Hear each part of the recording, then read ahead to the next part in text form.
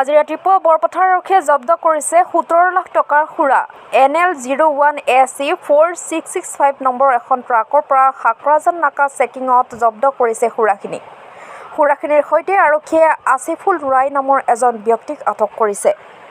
বোকাজানৰ পৰা সিদ্ধান্ত ঘিমেৰীৰ report, Karbi Anglong times.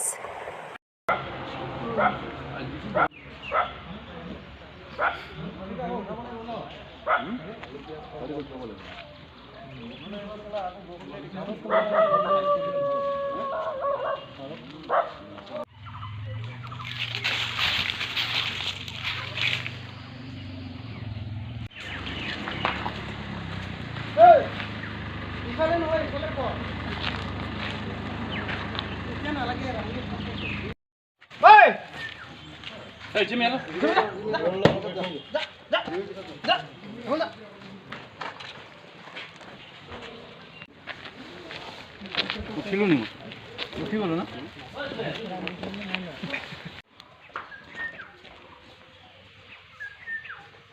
49 cartoon আছে। আমি জানিব পাৰিছোঁ গুৱাহাটী কোনোবা পাৰ্কিং এটাৰ পৰা লুট কৰা বুলি গাড়ী এখনৰ পৰা পালাই কৰা বুলি আমি এতিয়া বৰ্তমান সোধপোছ কৰিছিলোঁ। সোধপোছত তেওঁ কৈছে যে গুৱাহাটী লখৰাৰ এটা পাৰ্কিঙৰ স্থানৰ পৰা তেখেতে এই সুৰাখিনি লুট কৰিছিলে। এজন আটক কৰিছোঁ, তেখেতৰ হৈছে আশ্ৰাফী ৰায়। সুৰাখিনি ছাৰ মূল্য কিমান হ'ব পাৰে? জানিব মানে সুৰাখিনিৰ মূল্য প্ৰায় 17 লাখ মান টকা হ'ব। ক'লৈ গৈ আছিল এখন এই ট্ৰাকখন সুৰাখিনি নিছিলে আপোনাৰ এই গুৱাহাটীৰ পৰা ইম্ফললৈ নিছিলে। অৰুণাচলৰ পৰা গুৱাহাটী, তাৰপিছত গুৱাহাটীৰ পৰা আহিছিল নেকি?